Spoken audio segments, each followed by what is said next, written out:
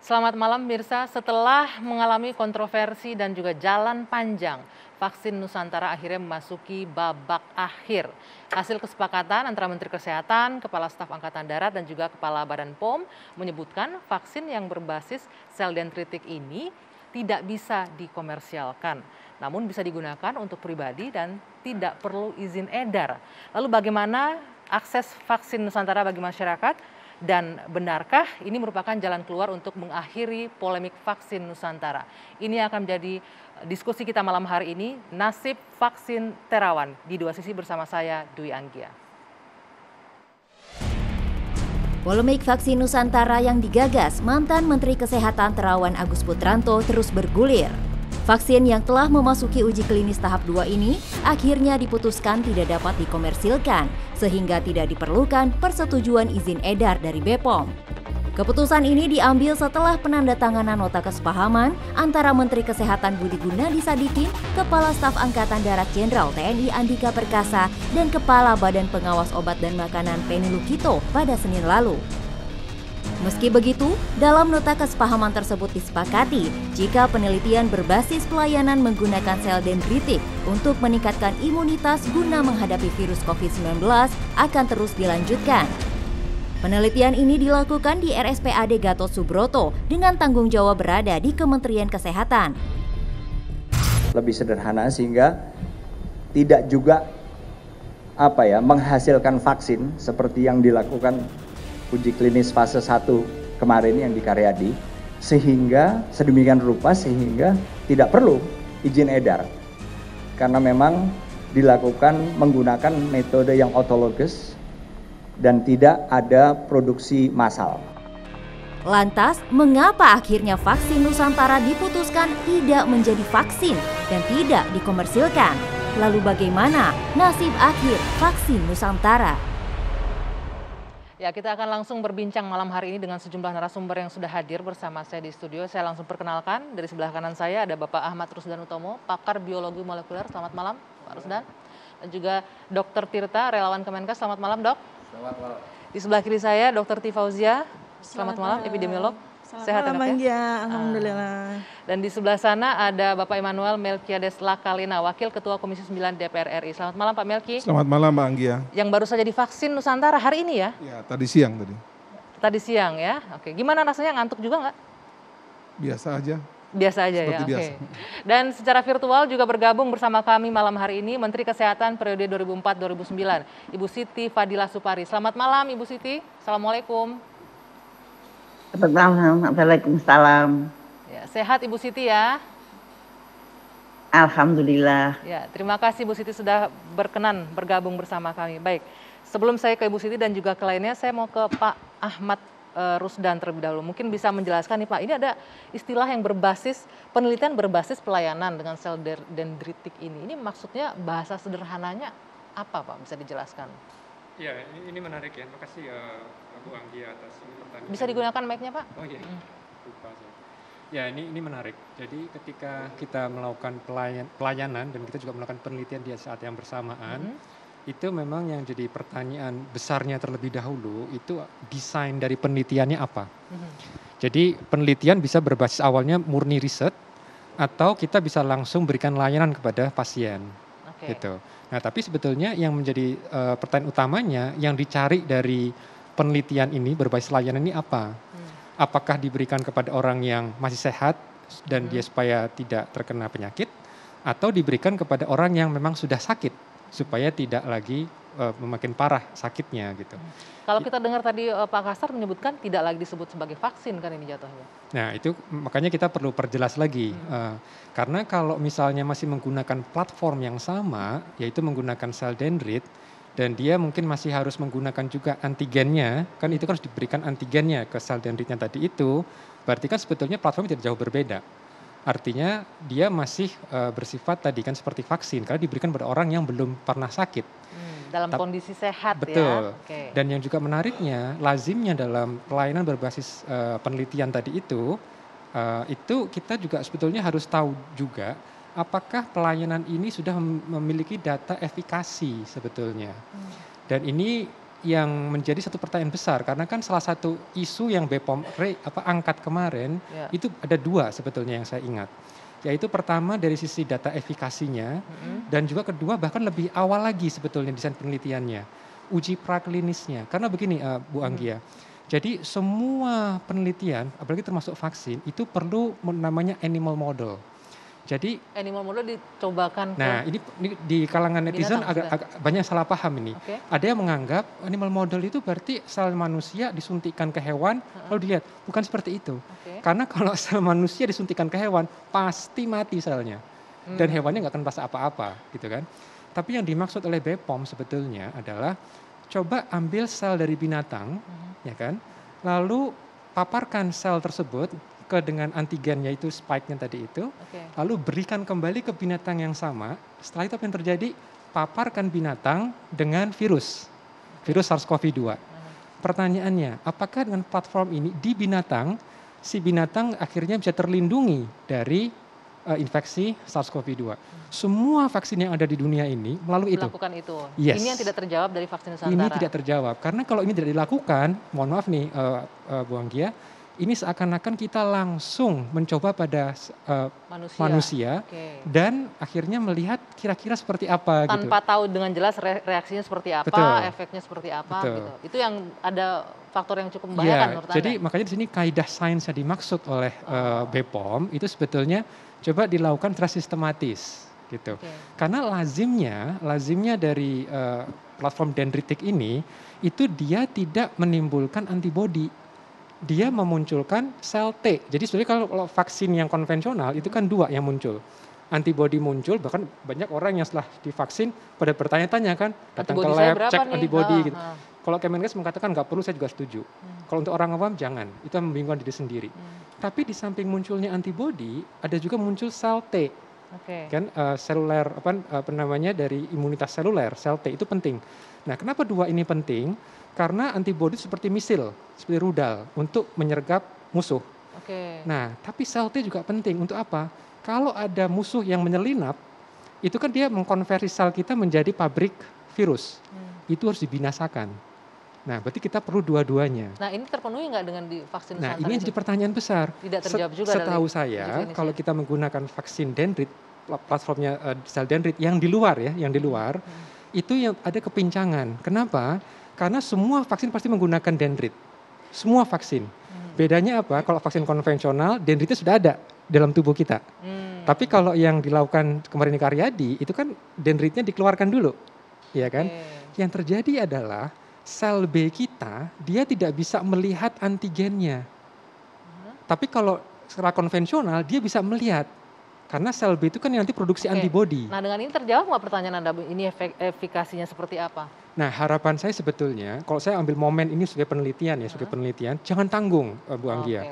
Jadi segerakan, coba kita set up animal facility yang bagus, supaya nanti bahkan vaksin merah putih pun juga bisa kita bantu untuk diuji klinisnya. Mungkin bisa menjawab sedikit pertanyaan dari Pak Ahmad Rusdan, karena ini ada anggota Komisi 9 yang semuanya sepertinya yakin ini sangat efektif, efikasinya juga terbukti dan kekebalan dihasilkan dari vaksin ini juga terbukti begitu ya. Tapi nanti Pak Melki kita akan masuk ke poin itu. Kita jeda dulu sejenak. 2 Sisi kembali sesaat lagi. Anda kembali di 2 Sisi bersama saya Dwi Anggia dan pemirsa, kita lanjutkan lagi. Tadi Pak Ahmad Rusdan menyebutkan ini harus jelas dong efikasinya seperti apa. Nah, bicara soal efikasi, ini teman-teman di anggota dewan yang semuanya berteriak sangat yakin ini sangat ampuh, sangat bagus. Soal vaksin Nusantara ini bisa diceritakan apa laporan diterima teman-teman Komisi 9, Pak Melki? Saya izin buka masker nih, Bang Gia. Pertama begini, kami di Komisi 9 ini kan memang sejak awal kebetulan mengikuti proses diskusi antara peneliti dan Badan POM, Balitbangkes, peneliti dari Amerika juga, Prof. Hans, dan waktu itu kita diskusinya itu di Karyadi Semarang. Waktu itu membahas tentang berbagai data yang dihasilkan, metode yang dilakukan maupun berbagai hal yang terjadi dalam proses penelitian ini. Seperti saya sudah sampaikan di beberapa tempat lain, memang problem yang kami temukan itu memang komunikasinya antara peneliti dan Badan POM memang relatif kurang bagus kami lihat. Tapi intinya data sudah ada, penelitian sudah dilakukan dan memang ada perbedaan bagaimana data itu diinformasikan menjadi sebuah laporan penelitian lah, kira-kira gitulah, formatnya lah, platformnya berbeda. Nah kemudian dari pertemuan tersebut hadir kami dari berbagai fraksi, dilihat bahwa perlu ini dilanjutkan lagi dalam pembahasan internal kami di Komisi 9. Kami lanjutkan di pertemuan di Komisi 9 itu tanggal 10 Maret. Kita rapat dari pagi sampai jam 9 malam tuh, kurang lebih hampir 12 jam ya rapatnya. Dan di luar yang tadi saya sampaikan itu ada tambahan lagi 2 orang yang menurut kami pakar dalam membuat vaksin menghadapi virus berbahaya ini. Yang pertama Prof. Amin Subandrio, yang juga sementara dan sedang membuat vaksin merah putih. Kemudian juga Prof. Nidom dari Nidom Institute, yang menurut kami dua-duanya punya sejarah panjang dalam membuat vaksin di negeri ini. Prof. Nidom juga pernah memproduksi vaksin di era Ibu Siti Fadila, bisa diceritakan bagaimana mereka menggempur waktu itu, pandemi. Dan diskusi itu menjadi panjang dan menarik ya. Dan sampai pada sebuah kesimpulan bahwa ada perlu perbaikan tentunya, perbaikan tentang bagaimana pelaporan data dan berbagai cara metode penelitiannya. Tapi dari aspek yang kita lihat kan, terutama kalau uji klinis tahap 1 kan aspek keamanan. Dari seluruh relawan yang kemudian diuji itu, tidak ada satupun yang kemudian dia mengalami kejadian yang berbahaya. Sebagaimana vaksin lain juga itu ada efek sampingnya atau ada kejadian ikutan pasca orang disuntik. Nah kurang lebih yang kami temukan atau yang kami dapatkan dari peneliti bahwa yang dialami oleh para relawan itu kurang lebih sama seperti orang suntik Sinovac dan semacam itulah. Dan yang menarik adalah dari dia ada 27 orang, ada 9 kategori kelompok yang divaksin waktu itu dari 27 relawan ini. Ada satu kategori kelompok itu yang dosis yang diberikan itu meningkatkan kemampuan dia menghadapi virus COVID-19 ini tinggi sekali. Bahkan di atas yang selama ini kita pakai ya vaksinnya. Antibodinya atau imunnya? Imunitasnya, saya lebih setuju tadi yang bahasa tadi dari Pak Ahmad tadi. Nah imunitasnya kemudian tinggi sekali kenaikannya. Nah dosis itu yang kemudian yang kita lihat itu yang mau coba dilakukan nanti diuji di klinis tahap 2 ini. Nah memang sayangnya waktu itu sebenarnya dari 2 ahli kita ini, Prof. Nidom dan dari Prof. Amin Subandrio ini, waktu kami tanya terakhir, saya ingat itu Pak Saleh Daule yang bertanya tuh. Menurut Prof. Nidom dan Prof. Amin Subandrio, apakah penelitian ini layak dilanjutkan? Karena mereka berdua ini peneliti dan pernah membuat vaksin. Dan betul-betul fokus tentang ini sudah bertahun-tahun. Mereka sudah mengatakan bahwa tidak ada alasan apapun untuk tidak dilanjutkan.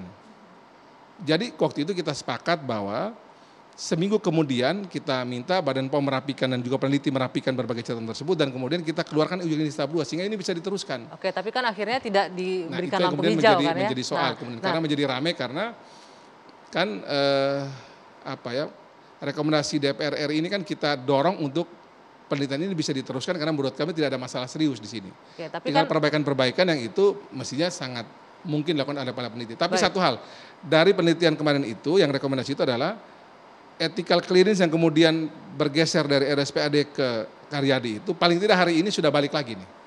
Dulu kan diminta untuk balik lagi ke yang dapat ini kan RSPAD kan. Nah ini kita sudah lakukan kemarin dan menurut saya ini salah satu rekomendasi Badan POM yang sudah dijalankan oleh para peneliti. Dr. Tifa tadi menyinggung soal keamanan. Tadi Pak Ahmad Rusdan juga mengatakan ini belum dicoba di hewan sebelumnya, tapi langsung. Nah kalau soal hewan itu menurut peneliti kemarin disampaikan bahwa uji klinis ini untuk hewan sudah dilakukan di Amerika. Dan karena juga seperti halnya juga kita lihat dari berbagai penelitian vaksin yang masuk ke negeri yang sudah lolos kan 2 ya, Sinovac dan AstraZeneca yang sudah kita pakai dan lolos emergency use authorization. Nah semua data itu kan dilihat dengan paper kan. Nah itu juga paper yang sama juga untuk terkait uji klinis itu menurut peneliti juga mereka dapatkan dari Amerika. Sudah dilakukan uji klinis, sudah dilakukan preklinik terhadap binatang di Amerika juga. Itu menjawab nggak Pak Rusdan? Ketika sudah dilakukan tapi di luar negeri. Jadi kalau saya baca literatur dari Science Magazine ya, review yang terbaru, itu mereka mereview semua vaksin di dunia ini, dan itu menarik. Saya juga baca di IVITA, ya di website IVITA sponsor utamanya, mereka memang klaim sudah dilakukan uji klinis, praklinis pada binatang. Namun ini menariknya, biasanya farmasi besar itu akan berikan sitasi. Di mana publikasinya? Ini tidak ada. Dan ini suatu hal yang sebetulnya menarik karena kalau memang betul dengan platform vaksin dendrit ini bisa muncul 2 hal, antibody dan sel T, itu suatu hal yang luar biasa. Karena apa? Karena kalau misalnya ini bisa mengajari kita imunologi baru gitu. Karena banyak sekali literatur itu kalau kita bicara dendrit yang di luar, sementara sel B masih di dalam, itu antibodi nggak muncul. Kecuali mungkin tadi kan kalau nggak salah di Karyadi ada mungkin 1-2 ya yang muncul antibodinya tinggi. Ini menarik. Kemungkinan besar berarti masih ada spike antigennya itu yang ikut ke bawah. Jadi ketika disuntikkan itu bukan hanya dendritic cell, tapi mungkin masih ada kontaminan. Gitu. Nah, hal ini yang perlu kita klarifikasi lagi. Dikhawatirkan itu, dokter. Ya. Termasuk juga publikasinya tidak diterbitkan itu hasilnya. Iya, oke. Saya langsung memberikan pendapat saya pertama ini. Saya mudah-mudahan saya punya kesempatan untuk memberikan 3 pendapat. Ini pendapat saya yang pertama. Kita sedang membicarakan sesuatu yang belum ada, ya kan? Artinya ini adalah satu entitas baru yang saat ini dalam bentuk bahkan mungkin embrio pun belum. Artinya yang dilakukan oleh Dr. Terawan ini sama persis dengan yang dilakukan 200 tahun yang lalu oleh seseorang yang sangat bersejarah namanya Edward Jenner. Jadi ini ada suatu era baru yang dibuka oleh Dr. Terawan. Dulu Edward Jenner 200 tahun yang lalu itu menemukan suatu metode yang pada saat itu beliau dibully habis-habisan, dirisak habis-habisan. Semua orang tidak ada satupun yang percaya kepada seorang yang namanya Edward Jenner. Tapi apa yang terjadi?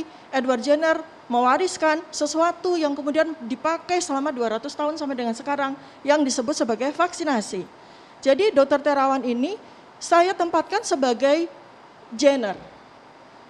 Kita dalam tataran ilmiah kita sebut Jennerian. Mungkin sekarang ini vaksin Nusantara ini adalah suatu momentum di mana terjadi Terawanian gitu ya. Adalah suatu hal yang baru dan ketika sesuatu yang baru itu tidak ada hal-hal yang formal yang bisa tepat untuk melakukan approaching terhadap sesuatu yang baru ini. Inilah yang namanya science. Science itu kalau menghadapi sesuatu yang namanya novelty atau kebaruan tidak pernah normal. Pasti ada anomali-anomali. Ketika sains itu normal, maka namanya dia menjadi formal. Sebentar. Nah, jadi BPOM ini kan melakukan sesuatu itu yang sudah dalam sisi formalitas administratif. Nggak tepat untuk diterapkan kepada entitas baru ini. Jadi harus ada suatu hal yang baru. Nanti poin 2 lagi ditahan ya. Dokter Tirta, Anda setuju nggak dengan ini? Bahwa ini adalah hal yang baru yang harusnya dikasih kesempatan? Dari saya sendiri sih ada 3 hal dan memang harus dijelaskan dari awal ya. Kalau dari saya sendiri kan karena kita akademisi, karena dulu saya penelitian juga ditolak komite etik itu 4 kali. Jadi emang saya dulu sejarah sedikit di FKUGM, kalau saya penelitian tuh bareng almarhum Prof. Iwan, beliau yang meninggal karena COVID di bulan Maret, dan Dr. Jarir, dan Dr. Denny itu mengatakan, saya kebetulan penelitian tentang kopi ke manusia, itu harus lolos komite etik.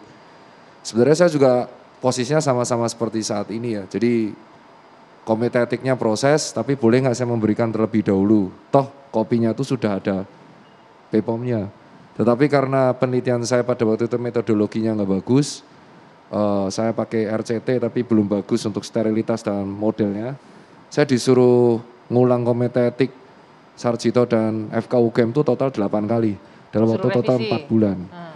Itu sebenarnya perbaikan metodologi penelitian. Jadi secara umum buat para netizen ada 3 hal yang harus diluruskan. Pertama, saya yakin BPOM itu tidak ada tendensi untuk menyikat atau tendensius sentimen atau kalau Iba bilang julid ke Dr. Terawan tuh enggak. Karena kan saya tahu Dr. Terawan tuh juga seangkatan nama keluarga saya juga 83 UGM.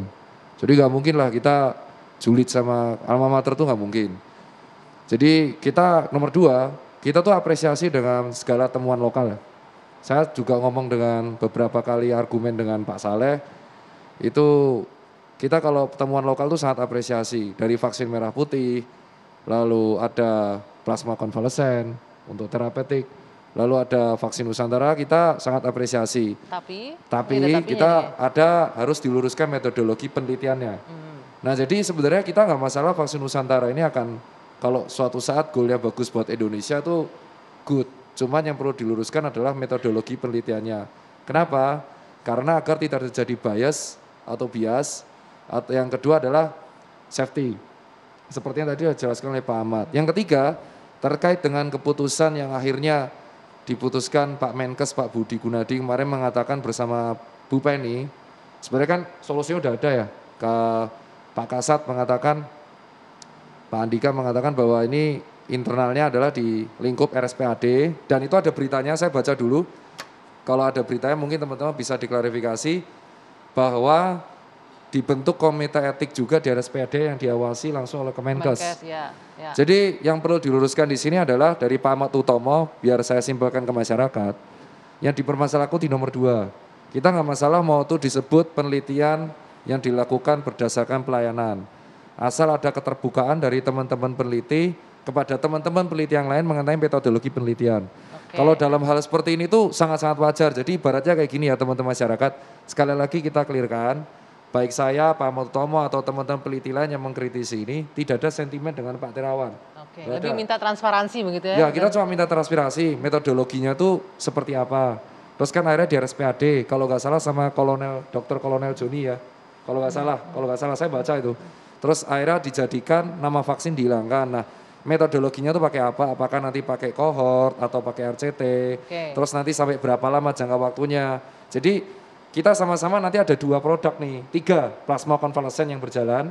Vaksin, terus yang kedua adalah vaksin merah putih oleh Eijkman dan Profesor Ahmad Subandrio. Dan yang ketiga adalah temuan yang sekarang di handle langsung oleh Kemenkes dan TNI AD, RSPAD. Disebut dengan terapi imunologi ya? Nah itu yang maksudnya adalah keterbukaan dari metodologi ini yang mungkin perlu. Kalau buat masyarakat mungkin dia nggak akan paham ya. Masyarakat terlalu akan teknis terlalu berat. itu ya. Cuman kalau buat para peneliti itu ngelegani. Itu yang penting, Ngelegani itu penting. Nanti juga kita akan coba mendapatkan jawaban dari Ibu Menkes periode 2004-2009, Ibu Siti Fadila sudah bergabung. Usai jeda, nanti kami lanjutkan di 2 sisi saat lagi.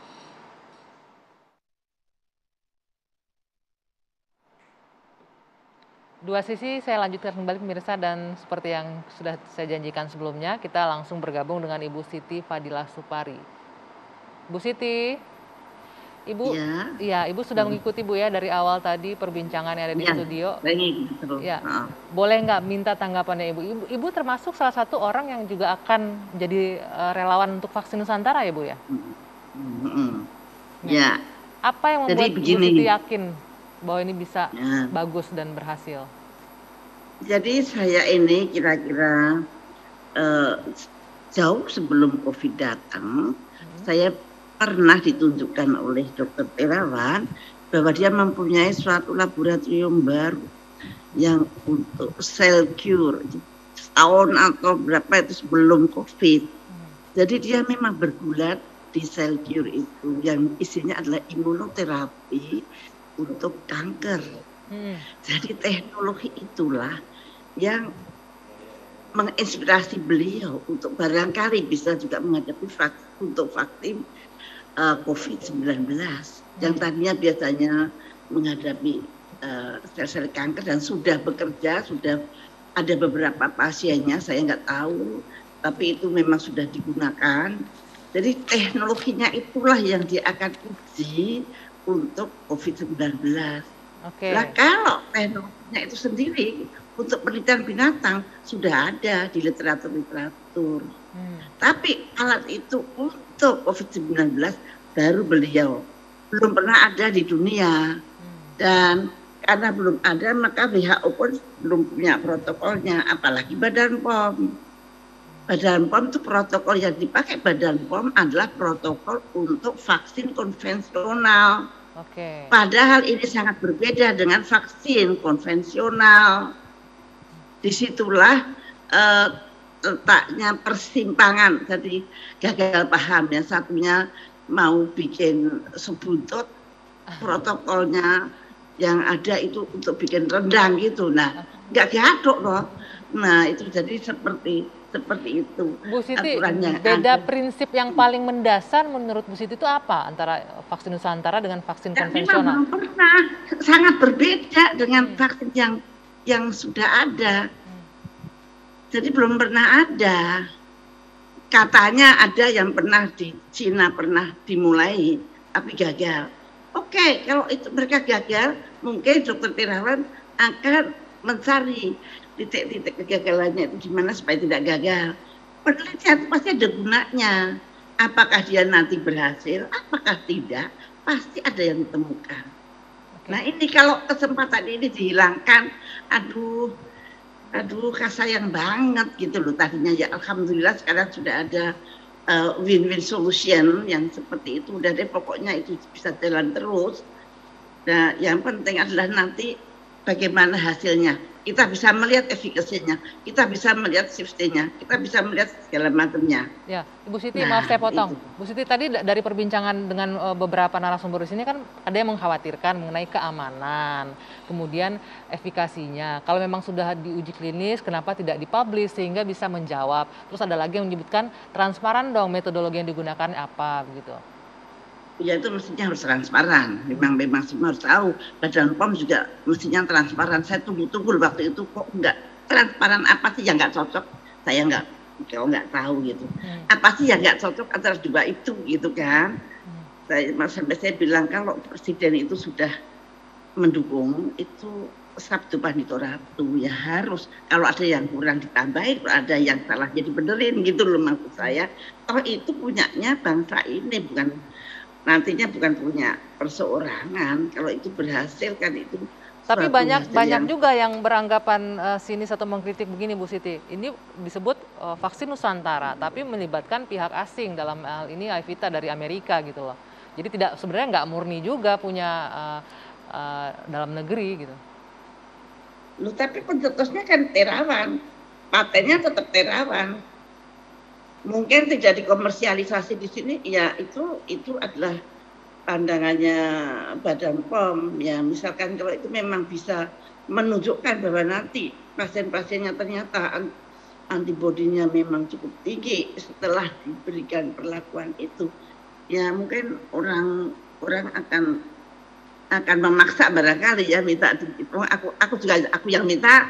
Saya nggak diminta, tapi saya yang minta, aku mau ikut, saya bilang begitu. Dan Terawan punya, iya bu, karena saya mau ikut, karena saya tahu, karena seorang lansia seperti saya dengan komorbid tertentu, itu sangat butuh dengan cara seperti dia. Nah yang seperti saya ini, di Indonesia ada berapa juta yang lansia, umurnya seperti saya, punya komorbid seperti saya, ada berapa juta. Untuk itu saja udah bagus banget, yaitu melengkapi dari vaksin konvensional deh, nggak akan merusak pasarnya vaksin konvensional. Walaupun Bu Siti, walaupun banyak yang masih mempertanyakan soal keamanannya, Ibu merasa nggak apa-apa dengan itu? Merasa tetap nyaman dan aman untuk menggunakan vaksin Nusantara? Ya, kalau saya sih merasa lebih aman daripada vaksin yang biasa. Apa yang membuat Ibu merasa lebih aman dibanding vaksin biasa? Nah itu yang AstraZeneca itu berapa yang sudah menjadi korban. Mereka sudah diteliti dan ternyata menimbulkan suatu kekentalan atau pengentalan darah. Itu sudah jelas. Tapi tetap juga dibeli itu oleh Indonesia, tetap juga disuntikan pada rakyat kita. Itu jelas ada bahayanya. Ini belum tentu ada bahayanya sudah. Nah kalau dibalik Bu, ini kan belum tentu ada bahayanya, tapi belum tentu juga tidak membahayakan, belum tentu juga tidak membahayakan kan, bisa jadi membahayakan juga, hanya kan belum ada hasil penelitian yang dipublish gitu. Ya, kalau secara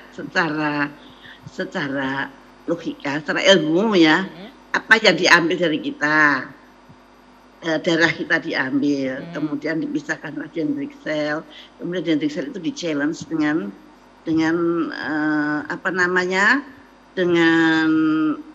virus lah, apakah SPK itu apa, dengan antigen virus. Nah kemudian dendritic cell ini akan merekam bagaimana dia bertarung dengan virus ini, cerita awamnya begitu. Dan kemudian setelah selesai itu 8 hari kemudian dendritic cell itu dikembalikan pada manusia. Nah, tadi siapa ahli molekuler biologi itu mengatakan mungkin ada yang keikut ke situ, mungkin aja, tapi itu nanti adalah temuan penelitian. Nah, gitu. Apalagi kalau vaksin biasa malah dicubleskan semua. Nah, kalau dendritic cell ini masih saring. Kalau disuntik, kalau kalau AstraZeneca dicoba semua, masuk semua. Oke, Ibu Gitu. Siti, saya Semua. Ibu Siti, kita harus jeda. Saya masih ingin melanjutkan ke pertanyaan berikutnya. Nanti usai jeda boleh bergabung lagi, Bu ya, sebentar ya. Ya, tapi sebelum jeda saya mau ke Pak Ahmad Ruslan. Tadi disebutkan Bu Siti itu bisa jadi masuk, makanya butuh nanti penelitian untuk selanjutnya ketika ada kekhawatiran masuk virus yang lainnya tadi. Ya, saya sepakat dengan Bu Siti malah kondisi keamanan. Saya yakin model ini sebetulnya sangat aman. Nggak ada alasan nggak aman. Kenapa? Bayangkan, ini kan sel kita sendiri. Walaupun vaksin konvensional pun pakai sel dendritik sendiri juga sebetulnya kan. Jadi dari sisi sendiri tadi itu sama. Bedanya cuma satu ditemukan di luar. Kalau si aman saya nggak ada masalah. Yang saya sebetulnya ingin tahu, modelnya itu bisa nggak dicoba dimencet dulu, buktikan dulu bahwa secara konsep, ini disebut BPOM namanya proof of concept. Buktikan dulu dengan cara selnya diambil dari tubuh binatang di luar, balikin lagi, tantang binatang dengan virus, kebal nggak binatang itu, betul. Dari situ baru kita bermain fase 1, first in man, yaitu kita berbicara dosis, jadi jangan dibalik. Jadi sebetulnya kita setuju kok, kita semua ini mau meneliti ya, jadi cuma tolong bisa nggak itu dicek dulu. Karena fakta bahwa ternyata ada 1-2 orang yang bisa muncul antibody dari 27 orang, itu kan sesuatu yang memang ada 2 kemungkinan. Itu ada kecerobohan misalnya dari sisi penyuntikannya, jadi tidak murni karena ada satu antigen yang ke bawah masuk, atau memang ada sesuatu yang menarik gitu. Kan kita perlu pilahkan kan. Coba kita kembali ke binatang, dan karena IVITA di Amerika banyak laboratorium yang punya akses itu.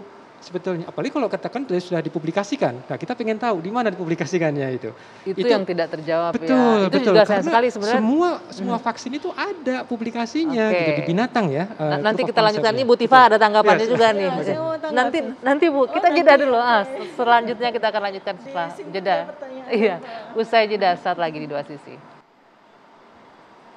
Ya, yang terpotong tadi Bu Tifa silakan, ini soal proof of concept dan juga publikasi sederhana kok diminta itu aja. Kenapa nggak bisa dilengkapi? Bukan, publikasi itu selalu ada. Kan itu suatu kewajiban secara administratif maupun etik ya, bahwa suatu penelitian itu harus ada katakanlah manuskrip hasil dari penelitian itu. Tapi ada publikasi yang masih still unpublished yet kan bisa. Nah, kita mungkin source-nya itu bagaimana kita bisa mendapatkan dari peneliti, mereka mungkin saat ini sedang menghold untuk tidak dipublish dulu karena memang dengan berbagai macam reason yang mungkin mereka punya gitu kan. Padahal teman-teman DPR sendiri sudah menerima kan hasil penelitian. Belum. Jadi gini, saya mau lanjutin ya supaya jelas. Jadi ini sekarang kan fase uji klinis, kalau kita bicara formal research-nya ya, uji klinis fase 1, 2, dan 3 sedang berlangsung ini untuk vaksin Nusantara. Versi vaksin Nusantara Indonesia dan versi vaksin Nusantara Amerika. Sekarang ini sedang berlangsung. Di Amerika bahkan sudah uji klinis fase 2 yang sudah berlangsung dari Februari, nanti akan selesai di Juli 2021. Gitu. Nah, ini sebenarnya kan titik kritis di mana kita bisa melanjutkan di sini tanpa harus melakukan uji klinis fase 2 di sini. Nanti tinggal lanjut aja dengan hasil dari uji klinis fase 2 yang di Amerika, kita tinggal lanjut aja kalau bisa ini momentum supaya kita tidak kehilangan si vaksin Nusantara itu. Bisa seperti itu Pak? Iya, bisa sekali. Hasil dari Amerika dilanjutkan di Indonesia. Ya, kalau setahu saya di Amerika ya, kalau di Amerika itu mereka cara bekerjanya itu sistematis. Jadi basis untuk melakukan fase 1 itu berdasarkan dari praklinis. Sehingga mereka bisa tahu dosis, mereka bisa tahu berapa banyak disuntikkan gitu. Dan itu lazimnya yang saya tahu itu selalu dipublikasikan. Jadi masalah kita ini bahkan proof of concept-nya itu kan BPOM sederhana mintanya. Mana proof of concept-nya, mana publikasi di binatang gitu kan. Karena ini menjadi basis, karena kalau ini tidak ada, bagaimana kita bisa mengatakan kepada layanan, kan mau layanan nih padahal nih, mau penelitian berbasis layanan. Apa yang mau kita sampaikan ke pasien? Minimal kalau ada data binatang, kita bisa cerita, Bu, Pak, di binatang dengan platform ini kita bisa munculkan antibody dan binatangnya terproteksi dari ini, sehingga kita bisa coba gitu. Jadi kan itu ada urutannya ya. Maaf ya Pak Ahmad, saya bisa nambah ya, karena biar kita bisa elaboratif ini. Jadi sebetulnya obat-obatan terapeutika yang diberikan kepada manusia itu tidak selalu menggunakan uji klinis hewan loh. Tidak selalu. Nanti bisa tanya sama Dr. Siti Fadila. ya, apakah semua obat, semua tindakan terapeutika untuk manusia itu harus melalui uji klinis preklinis dengan menggunakan hewan? Apakah bisa langsung ke uji klinis fase 1 dengan manusia, dilanjutkan uji klinis fase 2 dengan manusia, dan selanjutnya. Kalau saya mau tadi tambahkan, Sinovac itu melakukan uji klinis fase 3 langsung di Indonesia. Uji klinis fase 1 dan fase 2-nya kita tidak tahu diselenggarakan di mana. Kita terima kan? BPOM tidak mempermasalahkan. Mana uji klinis fase 2 harus diselenggarakan di Indonesia untuk Sinovac, mana uji klinis fase 1, mana uji preklinis pada hewan pada Sinovac. Jadi, kan tidak dipermasalahkan. Apa yang Anda sampaikan, ada perbedaan treatment nih untuk enggak, artinya metodologi ini pasti dilalui oleh semua peneliti, karena peneliti itu kredensial, credibility secara moral, administratif, dan etika itu pasti dipenuhi sama mereka gitu. Kita jangan mempersoalkan itu. Sekali peneliti itu tergelincir kepada aspek moral, administratif, dan etik, selesai dia karirnya. Saya yakin penemu dari vaksin Nusantara, baik itu Aivita maupun dilanjutkan oleh Dr. Terawan ini, sebagai penemuan asli Indonesia ini, tidak akan pernah mau mencederai aspek etik, moral, dan administratif. Dr. Tirta, ini mereka menjamin bahwa tidak akan mencederai aspek etik dan moralnya. Jadi kalau dalam digarisbawahi kita, kalau buat para teman-teman yang lihat sih, kalau di kalangan peneliti debat kayak gini itu biasa. Jadi mungkin kita harus menggarisbawahi apa yang terjadi di sini itu adalah sebuah argumen yang terjadi untuk elaborasi ya, dan kolaborasi agar terjadi goal yang bagus, karena kan ini untuk satu negara. Itu untuk saya disclaimer dulu. Jadi kalau buat teman-teman yang lihat nih ngapain sih debat-debat gitu, itu karena emang namanya peneliti itu biasa dari zaman dulu banget. Tapi yang pertama kita garis bawahi, kalau dari saya sih belajar dari guru-guru saya yang saya emang dipandu banget, sama sekali lagi saya dipandu banget oleh teman-teman dari UGM, dan kalau di Jakarta yang mandu saya adalah teman-teman UI, terutama guru-guru. Itu adalah kita mengedepankan anti yang namanya klaim. Nah, klaim, overklaim. Jadi ini yang maksud kita adalah, ayo kalau kita pengen membangun yang bernama vaksin Nusantara yang akhirnya diklarifikasi oleh Pak Kasat, tidak bernama vaksin lagi, apapun itu, asalkan itu demi negara, kenapa nggak kita silent aja seperti vaksin merah putih. Jadi hentikan yang namanya overklaim.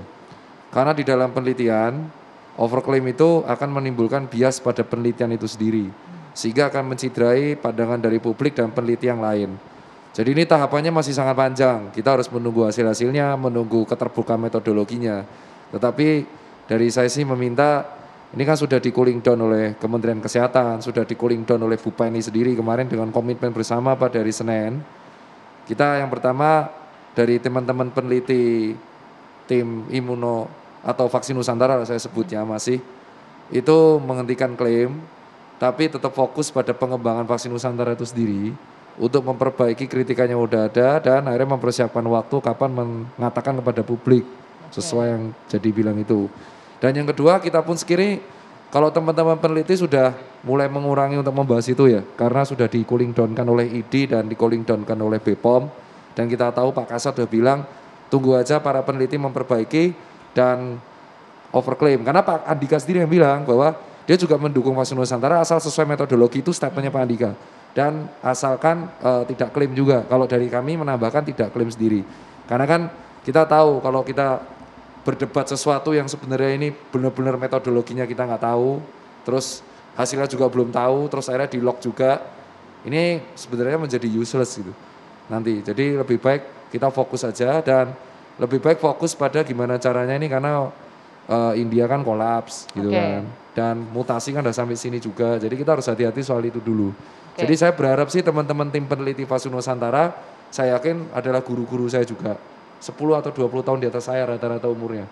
Jadi harapannya fokus pada memperbaiki metodologi, mempersiapkan ke rakyat, sehingga nanti ada kita punya 3 nih, merah putih, terapi plasma konvalesen, dan Nusantara ini harapannya semua baik. Terapi imunologi. Iya, tapi kan tiga-tiganya ini nggak ada yang klaim. Kayak plasma konvalesen saya masih ingat, dulu ada banget yang klaim. Kalau nggak salah klaim di FB viral bahwa ini yang terbaik, tapi ada yang bantah juga teman-temannya melakukan, jangan overklaim dulu, karena ini hanya berguna untuk mencegah yang gejala ringan jadi berat.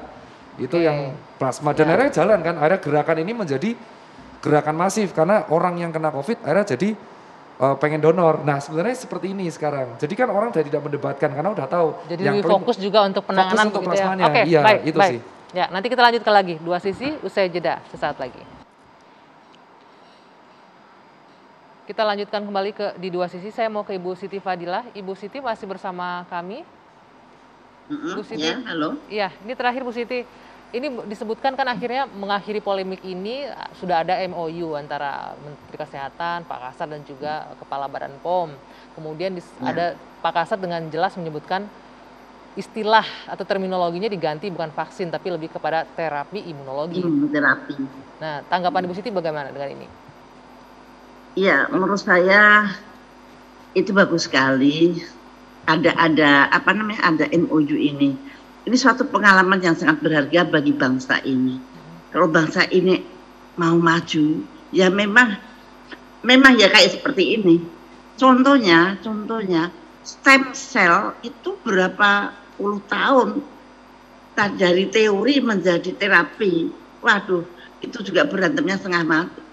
Jadi ini suatu polemik yang sebetulnya sehat-sehat saja.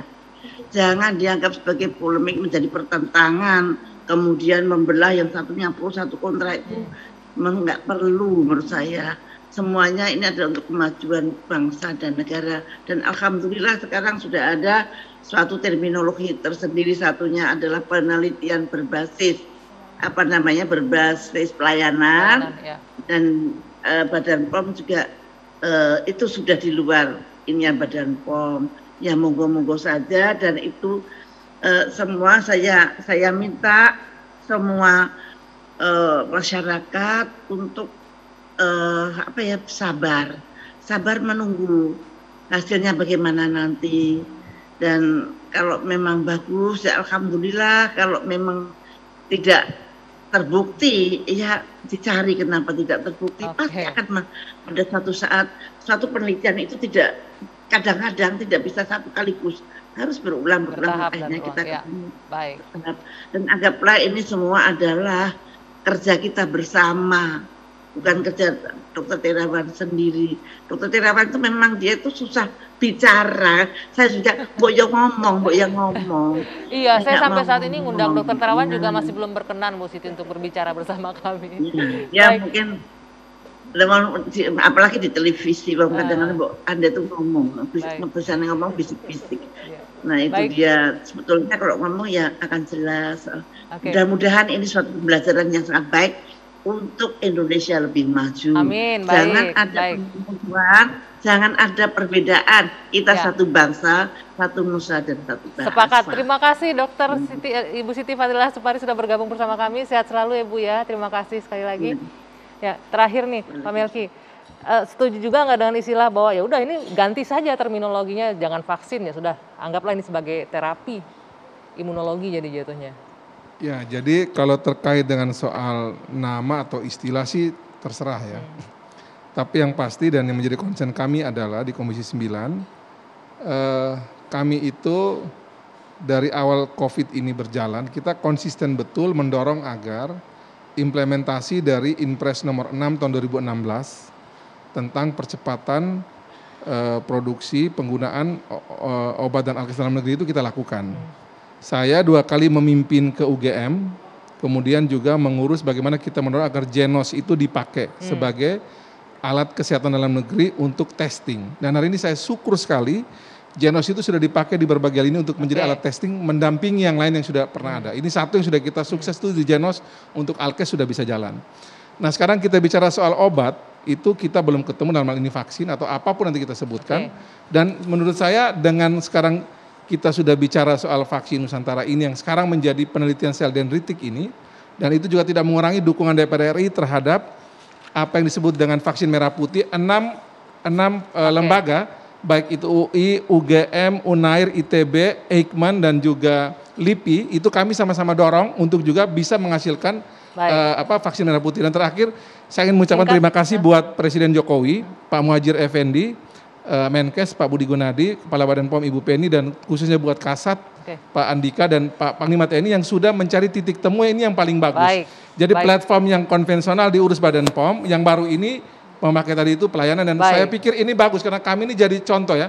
DPR RI hari ini Pak Dasko, Wakil Ketua DPR, kami ada sekitar belasan orang tadi bersama ada yang istri sudah dan jadi anak. relawan ya. Kami Baik. jadi relawan dan kami ini jadi contoh. Jadi apabila vaksin ini berhasil, kalau memang kami memang ternyata aman, memang ternyata imunogenisitasnya tinggi, ya berarti diteruskan. Kalau memang ini memang tidak, ya nanti kita lihat lagi. Tapi Baik, terima DPR RI kasih. menjadi contoh sehingga rakyat juga bisa aman. Oke, Kami Pak jadi Melki, contohnya, kita tangkap relawannya. poinnya. Terima kasih. Yang paling tidak untuk ini, dengan adanya kesepakatan ini sudah mengakhiri polemik, sehingga seperti Dr. Tra bilang tadi, benar, kita bisa kembali fokus untuk penanganan dan juga tetap menjaga 3M, terutama juga untuk Anda, pemirsa TVN.